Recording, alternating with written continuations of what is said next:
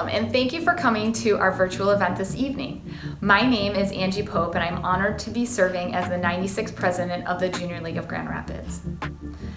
Our celebration tonight is twofold. First, we're here to honor a fabulous woman, Susan K. Jones. Secondly, we'd also like to share a little bit about the Junior League, an organization that Susan helped shape through her leadership as past president, as a role model, and a continuous supporter of the work we do. You can also follow along this evening events by using the social media hashtag JLGRGala 2021. There you can see some live updates and photos of people that are enjoying this event from their homes.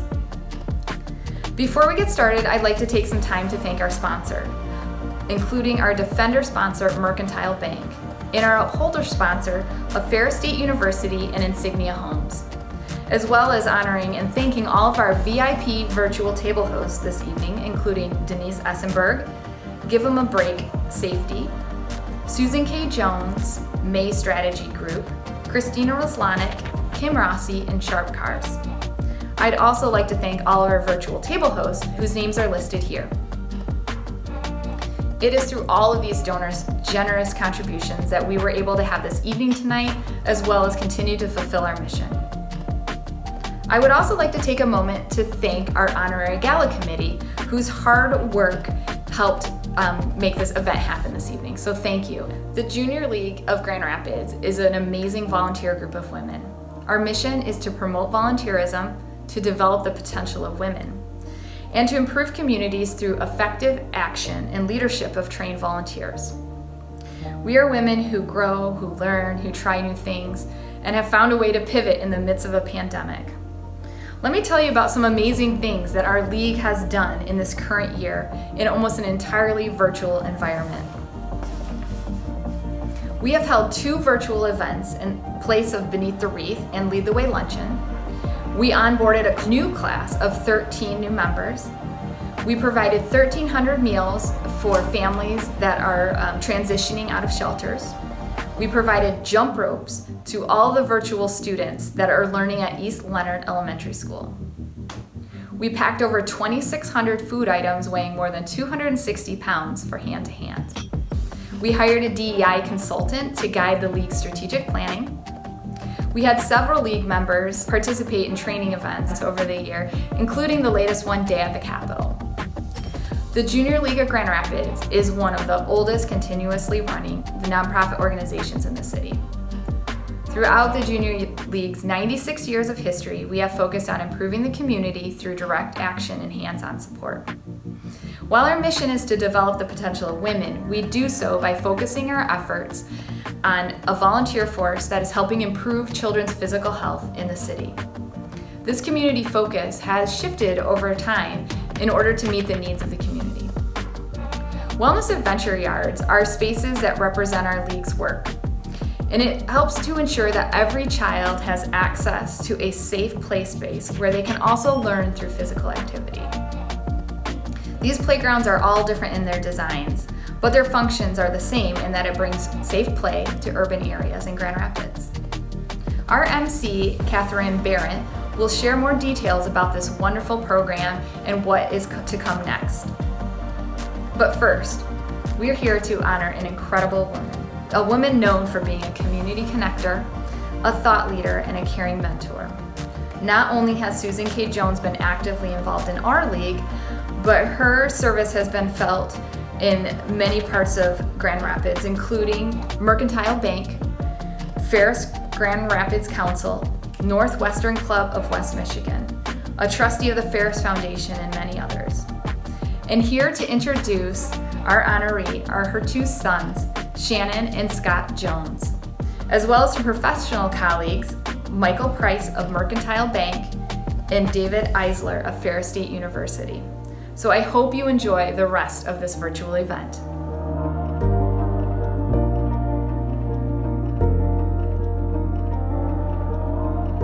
Hi, this is Shannon Jones. I'm Susan Jones's oldest son.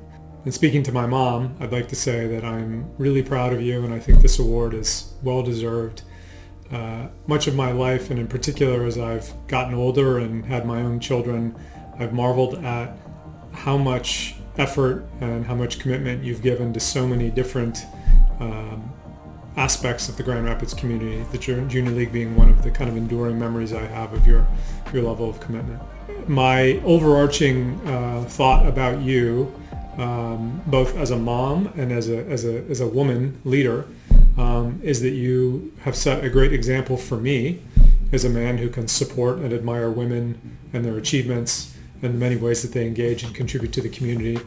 But you've also set an amazing example for the women in my life, my daughter and my wife, of what a smart and ambitious, a caring, loving, and engaged woman can achieve for herself and for all the many people around her. So congratulations on the award. Hello. I'm Scott Jones, the youngest son of Susan Jones, and I'm very excited to celebrate her today with you virtually with the Junior League of Grand Rapids. Thanks. First, I'd like to take a moment to express how profoundly proud I am of my mother. Personally and professionally, she has forged a remarkable path and set a really amazing example for my brother and I, and also for anyone else I think who's looking for inspiration.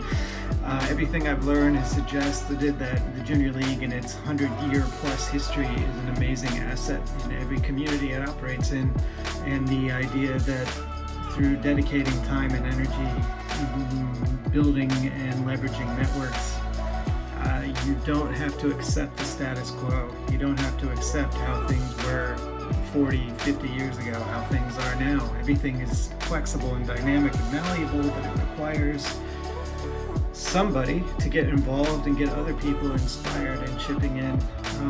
And the league, the Junior League, as a framework and community to do that, and then also the communities in which the Junior League operates to affect change, is all very inspiring and profound, and a very tangible use case of how people can team up to change the world. So that is very, very relevant, very measurable, and very inspiring. Yeah, I'm with them all. You're exceptional. I'm very proud of you. Hi, I'm Mike Price, Chairman of the Board of Mercantile Bank Corporation and the founding president of Mercantile Bank of Michigan. I want to thank you for letting me be part of your celebration today. I'm especially excited to know that my friend and former colleague Susan Jones is receiving an honor today. I first met Susan in 1998 when she joined our bank's board of directors shortly after we opened the bank. She served as a very good director for 22 years upon her retirement last May. Susan was a really good director, brought a ton of marketing expertise and experience to our board, but it was the leadership in other areas that made her a very well-rounded and very valuable board member for us. I especially appreciated her advocacy and leadership in the areas of diversity, equity, and inclusion. Really important issues to Mercantile Bank, and I know to Susan, and I know to the Junior League as well. As a community bank, it was very important for our directors to be involved above and beyond their normal professional jobs to help our communities become better, and we really stress volunteerism. And Susan, again, was a great leader for our board in this area as well. She compiled a very impressive list of organizations and projects that she was involved with during our time together on the board. Over our years together, Susan mentioned to me a couple of times, and I certainly saw the effect of this, that the professional development that Susan obtained during her association with the Junior League of Grand Rapids was very impactful and made her an even better and more effective director for our bank. So I want to thank the Junior League of Grand Rapids for all the things that you do, all the projects that you've done over the years in an attempt to make our city and our area a better place to live. And I certainly want to extend my congratulations to my friend Susan Jones for recognition well deserved. Thank you. Hi, I'm Dave Eisler, President of Ferris State University. It's my honor today to introduce your honoree, Susan K. Jones. I first met Susan in 2003 when I joined Ferris. At that time, Susan led the future visioning and planning for the university. Over the years, my respect and admiration for Susan has grown and grown. First, she's an extraordinary teacher, the type of person who makes a lasting impression on students. Second, she's an innovator, a national expert on digital direct marketing, someone who has taught online for 22 years. Finally, she's a humanitarian, a person who gives back to our university through her philanthropy and leadership on our Ferris Foundation board. Susan has a long association since 1981 with the Junior League of Grand Rapids and served as your president in 1992-93. For me, Susan epitomizes the leadership the Junior League seeks to foster, someone who supports our communities in many impactful ways. Susan is someone I admire deeply, someone who I feel fortunate to call friend. I cannot think of anyone more deserving of this honor. May I present your Junior League of Grand Rapids honoree, Susan K. Jones.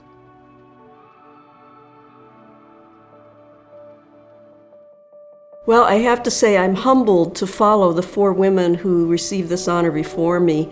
The late Deb Bailey, who was a tremendous mentor and a treasured friend, Judy Fry, Pat Waring, and Punky Edison. So to be in that company feels amazing. When I came here, I had a 4-year-old and a baby, so I was just kind of a rank and file Junior League member until the late 1980s. And at that time, I decided I'd like to get more involved in leadership. A lady named Kathy White said, "Susan, I could see you working for AJLI as a volunteer." That's our association. And so I applied to be a marketing consultant volunteer for AJLI. I did that for a year, and then I found out about the diversity support team, which was a life-changing experience. I was on the diversity support team for 3 years before I became president of the league. With that role, I was able to travel all around North America, learning how to support diversity, equity, and inclusion, but also sharing that with Junior League members.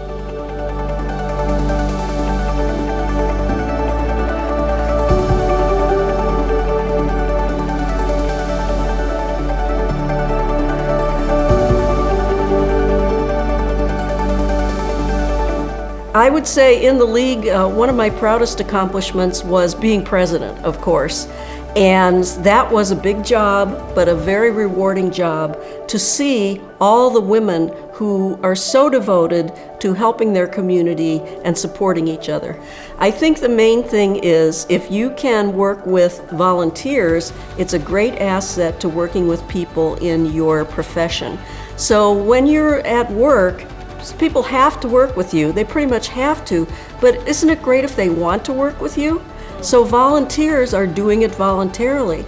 If I can take the skills that I learned to cultivate and work with volunteers into the workplace and use phrases like Sandy Adams' famous phrase, "Would you be willing to?" Not just, "You're going to do this," but "Would you be willing to?" And I found that that's extremely helpful because we have many cross-functional committees at Ferris, and so using those techniques has been great for me. So the Junior League Way Wellness Adventure Yards already have 3 wonderful playgrounds for underserved children up and operational. And I'm so impressed that the Junior League of Grand Rapids is now working on their 4th playground, working on the funding for that. When I first heard about that, I thought, wow, that's ambitious. But the women, the actives, are so impressive. They went out, they made that happen, they raised the money. They've got 3 gorgeous facilities for underserved kids and their families, and they're working on a 4th.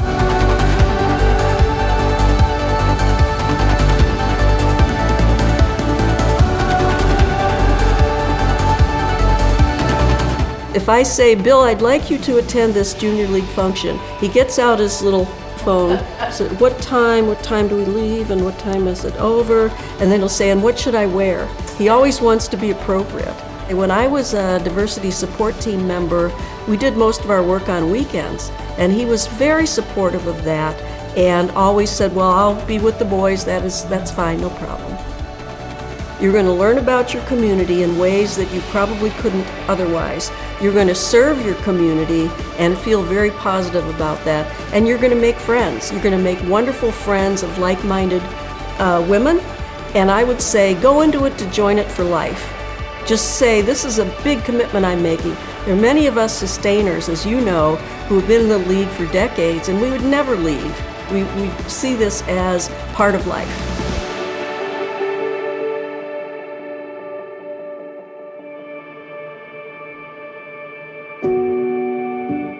My name is Diane Sinclair, and I'm with Sinclair Recreation.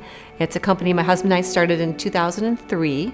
We design, sell, and install playgrounds. We get to go all over the state and design fun play areas and play structures for schools and cities, municipalities, and then also get to install them with either community groups or install them for the city or the school, whoever we design for. Community involvement is one of my favorite activities because not only do we get to design the playground, but we get to get the community involved in the whole process. Because if you get the community involved, they really take ownership of the playground and the play area. They tend to take care of it, they tend to use it more, the kids tend to be more excited about it. So our goal is to have the community involved in almost every playground that we do. It's not possible, but we'd love it if it was. Sinclair loves to partner with nonprofits for a couple of reasons. First, after 30 years of building and designing playgrounds, you kind of get to a point where you want to do something that's more than just selling a playground. And we've gotten there in my life, and I really wanted to do not just a playground, but I want to do a playground that means something, that really, really affects kids' lives. And this playground, and this project, and this nonprofit is going to put a playground in a community where kids direly need something else to do. Play is so essential to a child's life and their development, and free, unstructured play is one of the best things you can do to help a child develop properly. And so I think partnering with a nonprofit that's going to bring this kind of play to an area that needs it is what our mission is all about. The Junior League was asking for us to help offset the cost of a new playground.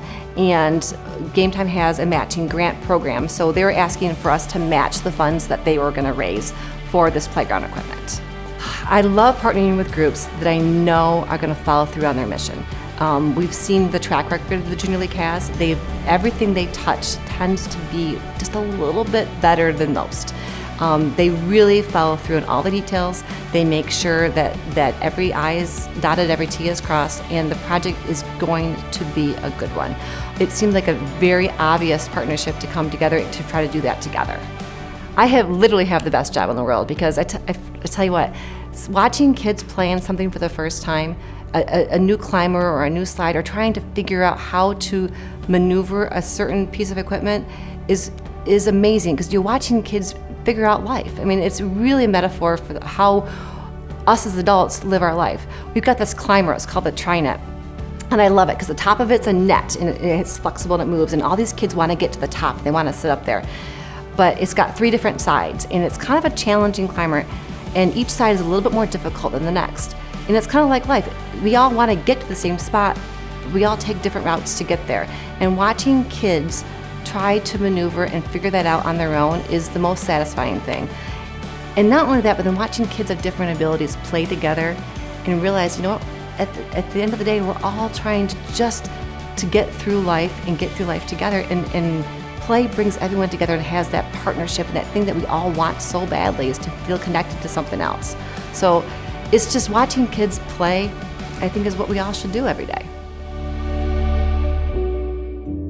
Thank you for joining us tonight as we celebrate the work of the Junior League of Grand Rapids, honor Susan, and advance the work of the Junior League. I'm Catherine Barrett, and like tonight's honoree, I'm a past president of the Junior League of Grand Rapids.